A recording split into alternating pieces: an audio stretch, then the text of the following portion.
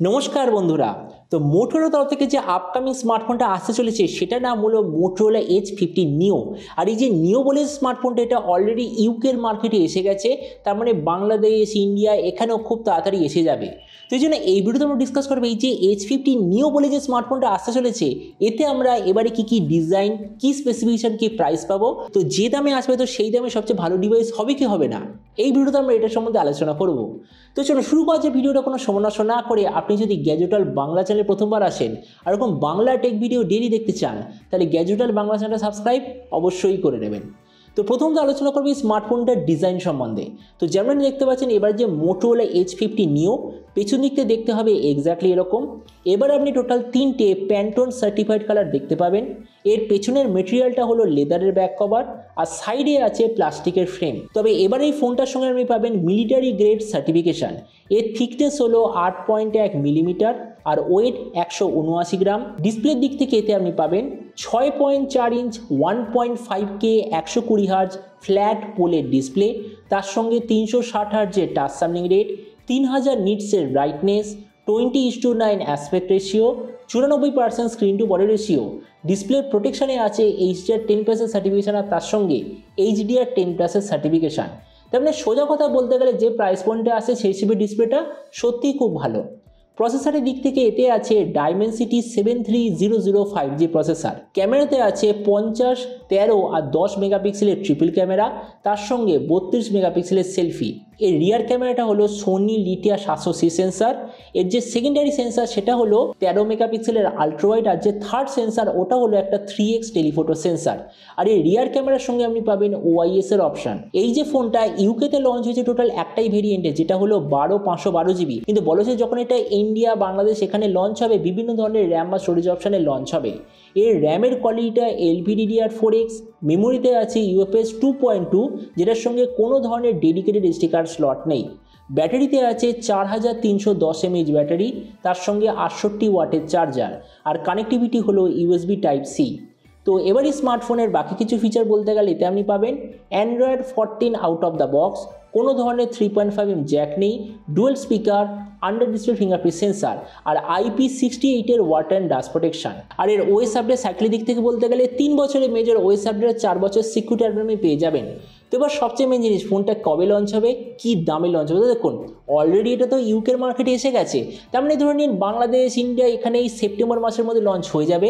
আর এরপর আমি যেটা প্রাইস সম্বন্ধে বলি, তো দেখুন আমি যতদূর শুনেছি এই স্মার্টফোনটা যে মোটোরোলা H50 ফিউশন আর যে মোটোরোলা H50 দুটোর মধ্যে লঞ্চ হবে। তার মানে বলেছে এই স্মার্টফোনটার এক্সপেক্টেড প্রাইস ইন্ডিয়াতে হলো ওই 25-26 হাজারের আশেপাশে।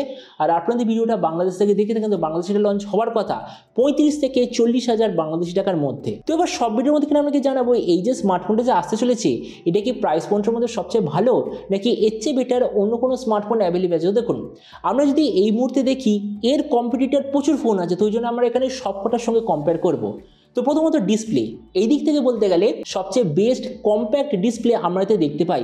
একটা জিনিস মনে রাখবেন, যখন আমরা কোনো কম্প্যাক্ট ডিসপ্লে ব্যবহার করি তাতে তো 1.5K ডিসপ্লে ব্যবহার হচ্ছে, তো ওই জন্য যে ডিসপ্লের PPI বা ডিসপ্লের যে শার্পনেস সেটা অন্যান্য ফোনের থেকে একটু বেশি হয়। তো এই জন্য আমি বলবো কম্প্যাক্ট ডিসপ্লে হিসাবে এই ডিসপ্লেটা সত্যিই খুব ভালো।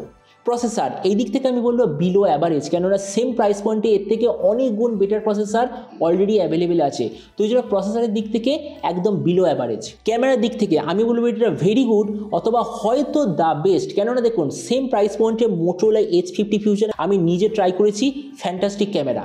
Realme 12 Pro ট্রাই করেছি, ওটাও খুব ভালো ক্যামেরা, কিন্তু এর মধ্যে যে ক্যামেরা সেটআপটা আছে সেটাই বাকি ফোনের থেকে একটু বেশি বেটার।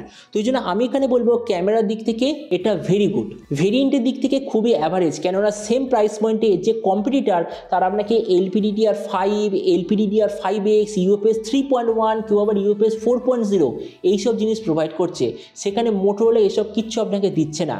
তো এই জন্য ভেরিয়েন্টের দিক থেকে অ্যাভারেজ।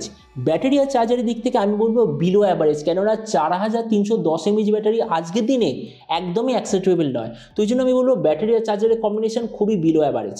তাছাড়া স্পিকারের দিক থেকে অ্যাভারেজ, কেননা ডুয়েল স্পিকার সবাই দেয়, এরাও দিচ্ছে। ওএস আপডেট আমি এটাকে গুড রেটিং দেবো, কেননা সেম প্রাইস পয়েন্টে এখনও প্রায় 80% ব্র্যান্ড আপনাকে দিচ্ছে 2টো ওএস আপডেট, এরা আপনাকে দিচ্ছে 3টে ওএস আপডেট।